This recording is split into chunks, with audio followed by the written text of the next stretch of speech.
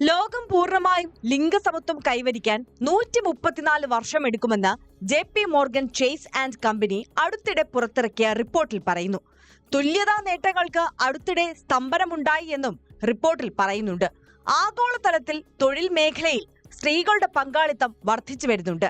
എന്നാൽ കമ്പനികളിലെ ഉന്നത സ്ഥാനങ്ങളിൽ സ്ത്രീ പ്രാതിനിധ്യം വളരെ കുറവാണ്.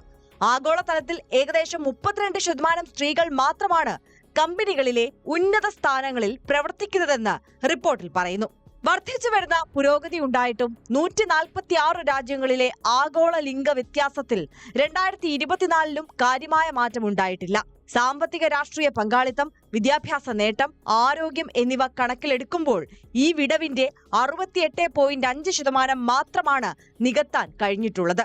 നിലവിലെ സ്ഥിതിയിൽ പൂർണ്ണമായും തുല്യത കൈവരിക്കാൻ ഏകദേശം 134 വർഷമെടുക്കും. JP മോർഗൻ റിപ്പോർട്ടിൽ പറയുന്നത് ഇങ്ങനെയാണ്.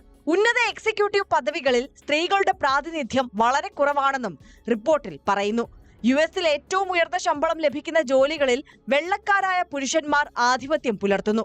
പ്രമുഖ കമ്പനികളുടെ CEO, CFO, COO തുടങ്ങിയ ഏറ്റവും ശക്തമായ പദവികളിൽ ഏകദേശം 10% സ്ത്രീകൾ മാത്രമാണ് പ്രവർത്തിക്കുന്നതെന്നും റിപ്പോർട്ടിൽ ചൂണ്ടിക്കാട്ടി.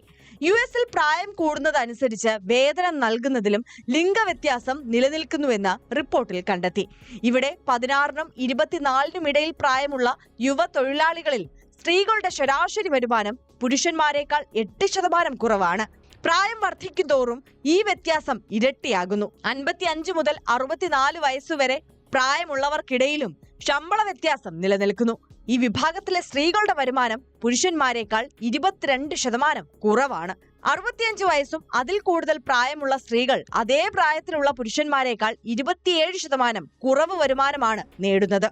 വേതനം നൽകുന്നതിലെ ഈ ലിംഗ വ്യത്യാസം സമൂഹത്തിൽ ഇപ്പോഴും നിലനിൽക്കുന്ന അസമത്വങ്ങളെയും തുല്യത കൈവരിക്കുന്നതിനുള്ള ശ്രമങ്ങളുടെ ആവശ്യകതയെയും ഓർമ്മിപ്പിക്കുന്നുവെന്നും റിപ്പോർട്ടിൽ വ്യക്തമാക്കി.